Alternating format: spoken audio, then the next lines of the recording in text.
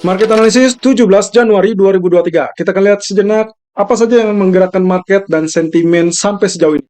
Ya, seperti biasa, kita akan lihat dari secara garis keseluruhan, di mana penggerak sentimen market tertuju pada apa yang terjadi dengan China dan juga kekhawatiran resesi yang masih tetap membelenggu market. Sampai saat ini, setidaknya proses yang sangat jelas dari China, yaitu progres dari reopening. Dan itu sudah dilakukan sejak tanggal 8 Januari yang lalu dengan pencabutan zero COVID atau aturan zero COVID. Sehingga turis yang berdatangan ke negeri China itu diloloskan dari karantina, tidak perlu melakukan karantina. Sementara itu yang paling penting lagi adalah terkait dengan stimulus.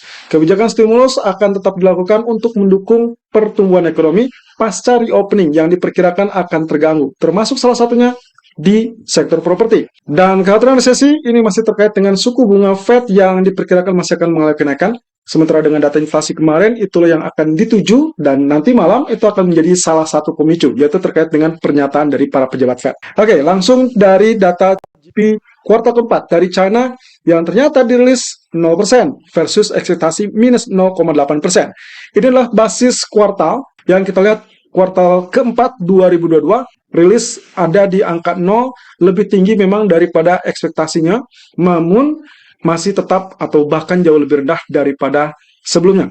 Nah, sementara itu, yang akan menjadi catatan khusus juga, yaitu terkait dengan GDP basis tahunan, yang ternyata dirilis 2,9%, lebih tinggi daripada ekspektasi 1,8%. Dan retail sales tentunya juga menjadi sorotan. Setelah terjebak dalam fase penurunan minus 5,9%, ternyata dirilis dengan minus 1,8%, meskipun dengan kategori masih negatif, tapi setidaknya jauh lebih bagus, baik itu dari angka ekspektasi maupun dari angka bulan sebelumnya. Diperkirakan data tersebut sudah diperhitungkan atau dimasukkan perhitungan terkait dengan pembatasan COVID yang dilakukan, dan juga gelombang kenaikan kasus COVID pasca aturan tersebut dilonggarkan. Jadi kita belum akan melihat dari kuartal pertama. Tapi sisi baiknya adalah kalau diperhatikan menurut ING, retail sales yang menunjukkan data perbaikan yang cukup fantastis dari minus 5,9 menjadi minus 1,8%, ada harapan di situ, di mana ING menilai retail sales kuartal keempat, kalau memang bisa sebaik ini, maka kemungkinan retail sales di kuartal pertama 2023 seharusnya bisa lebih baik lagi. Dan ini memberikan tanggapan terkait dengan outlook ataupun proyeksi ke depan. Dengan GDP akhir 2022 yang lebih kuat dari perkiraan ING, maka prospek GDP 2023 tersebut justru diperkirakan telah baik dibandingkan prospek ING sebelumnya. Pernyataan Bailey di hadapan Parlemen Inggris menyoroti 3 hal atau 3 bahaya utama yang berpotensi dihadapi ekonomi Inggris, juga termasuk prospek inflasi Inggris.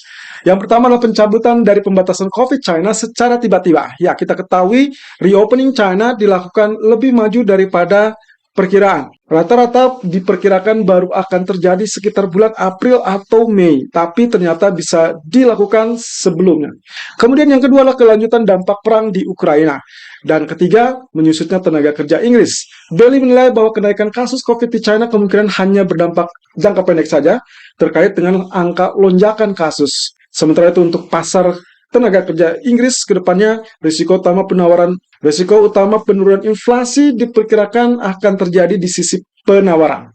Penyusutan tenaga kerja tersebut tentunya mendorong upah lebih tinggi, dan ini akan menjadi kerepotan yang utama bagi ekonomi Inggris.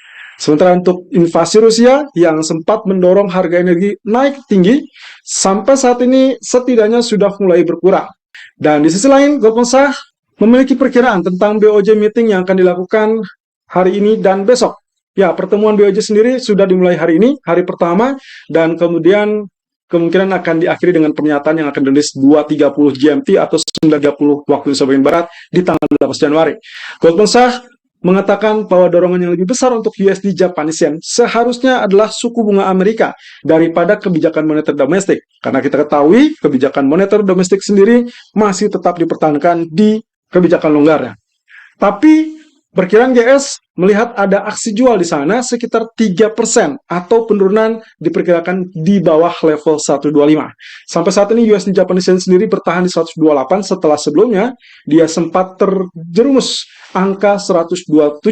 Ekonom GS bahkan mengharapkan BOJ mempertahankan yield curve control dengan penyesuaian lebih lanjut, tapi kalau memang ternyata mereka berhenti total dari yield curve control, maka potensi kenaikan USD Japanese Yen diperkirakan cenderung terbatas. Dan akhirnya, GS atau Goldman Sachs merevisi perkiraan USD Japanese Yen menjadi turun. Beberapa bank bahkan memperkirakan US Japanese Yen bisa bergerak hingga kisaran 120 di akhir bulan Maret. Tentunya hal tersebut bisa terjadi kalau ternyata BOJ keluar dari kebijakan longgarnya. Dan hal tersebut, lagi-lagi kita sudah sempat membahas ini 2 atau 3 bulan ke belakang, bahwasanya kita harus menunggu calon pengganti Kuroda di BOJ, di mana diisukan bahwa saat dia berganti pimpinan, maka kebijakan pun berpotensi berubah. Dan pemerintah Jepang akan mengumumkan secara terbuka calon gubernur ataupun wakil gubernur BOJ di tanggal 10 Februari mendatang. Nama-nama kandidat tersebut akan diajukan terlebih dulu ke parlemen Jepang, lalu kemudian dari sisi masa jabatan sendiri, gubernur Kuroda akan berakhir di tanggal 8 April. Yang diperkirakan perubahan kebijakan tersebut bisa terjadi setelah penunjukan gubernur baru.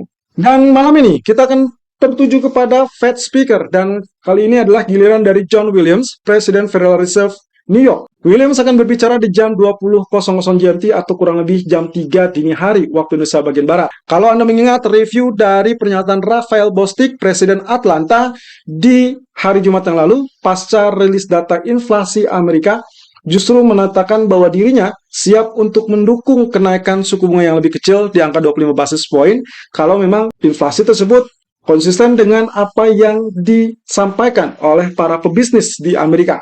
Ya, kelihatannya Raphael Bostic memberikan peluang untuk beralih dari hawkish menjadi less hawkish. Apakah nanti malam Williams juga akan melakukan hal yang sama? Williams sendiri akan memberikan sambutan sebelum konferensi hybrid yang berjudul Ekonomi yang Berfungsi untuk Semua Bergerak Menuju Pertumbuhan yang Merata. Williams selain itu juga akan dijadwalkan berbicara di hari Kamis. Sementara kalau kita bicara tentang kenapa dia penting, karena topiknya kemungkinan akan relevan dengan para trader saat ini, yaitu terkait dengan kebijakan Fed ke depan. John Williams sendiri memiliki hak suara di FOMC meeting, dan hak suaranya tersebut permanen di FOMC. Williams juga bertindak sebagai wakil ketua komite yang diketuai oleh Jerome Powell. Nah, ini ada economic calendar untuk malam ini, dan kelihatannya kita hanya akan terfokus pada Empire State Manufacturing Index yang diperkirakan menguat di minus 8,7. Sebelumnya berada di minus 11,2, so kuncinya adalah apakah kita bisa dapatkan aktual di atas ekspektasi atau lebih bawah dari ekspektasi. Kalau ternyata di atas ekspektasi, tentunya US dollar akan mengalami kenaikan, dan itu berarti problem yang sangat serius untuk indeks saham, gold, ataupun other currency. Kalau misalkan ternyata sebaliknya, aktual lebih kecil dari ekspektasi, tentunya US dollar bisa diharapkan kembali turun atau lanjutkan penurunan, dan indeks saham, gold, ataupun other currency berpotensi rebound atau mengalami kenaikan. Lalu kemudian terkait dengan speech ataupun pernyataan dari Fed Speaker Williams, maka yang harus diperhatikan apakah dia akan merubah statementnya dari hawkish menjadi less hawkish atau tidak. Kalau dia tetap dalam kondisi hawkish atau bahkan lebih hawkish, maka US dollar akan rally naik, lalu kemudian indeks saham, gold, ataupun other currency akan tertekan turun. Di sisi lain, jika pernyataannya adalah less hawkish, maka US dollar berpotensi mengalami tekanan turun, dan itulah survivor untuk dorongan indeks saham ataupun gold atau bahkan other currency. Ya, hawkish statement itu akan ditandai dengan pernyataan yang mendukung kenaikan suku bunga lebih agresif ataupun lebih tinggi. Ini kaitannya dengan pengetatan moneter lebih lanjut. Ya, kita anggap saja perkiranya dari angka 50 basis point atau bahkan lebih tinggi. Sementara less hawkish statement itu ditandai dengan pernyataan yang mendukung kenaikan suku bunga lebih lambat atau lebih rendah. Ya, kita perkirakan mungkin di bawah 50 basis point, karena dari dot plot sendiri, Fed masih memiliki target untuk terminal rate sampai 5 dan 5,25%. Kembali dengan outlook dari DXY atau US dollar, di mana grafik H4 cenderung flat. Setelah sebelumnya tentunya Amerika libur perayaan Martin Luther King. Oke, kita lihat di sini posisinya sebetulnya ada pembalikan. Ya, ini pembalikan yang sangat serius sebetulnya. Kalau kita perhatikan mirip dengan kondisi atau potensi dari inverse head and shoulder. Seandainya kita bagikan ini bagian left, lalu kemudian ini bagian head, dan ini bagian right shoulder. Tentunya dia harus nyebrang ataupun tembus. Saya pindahkan areal garisnya supaya lebih mudah. Nah, ini berarti kita harus melihat penembusan di atas 102.587. Itu demikian artinya kalau misalkan dia sanggup untuk tembus level resisten. Tapi kalau tidak, maka kita anggap ini masih cukup kuat. Kemudian yang mungkin saja yang terjadi justru akan terjadi kelanjutan dari pola penurunan yang sempat terhenti atau sempat tertahan. Ya, kita akan lihat apakah dia mampu tembus di atas level 102.58 atau justru tembus di bawah 101.78. Di bagian daily chart kita akan perhatikan terlebih dulu dari kondisi candlestick yang ternyata ditutup dengan ini adalah hammer. Oke, ini sangat mencurigakan teman-teman. Kalau ternyata ini bagian hammer, maka yang harus Anda waspadai adalah potensi pembalikan. Ya, katakanlah mungkin pembalikannya seperti itu. Walaupun kalau kita perhatikan belum tentu akan terjadi kenaikan atau masuk kembali di atas level resisten. Cukup menarik. Tapi kita lihat saja dari John Williams kira-kira apakah pernyataannya akan cenderung less hawkish atau cenderung hawkish.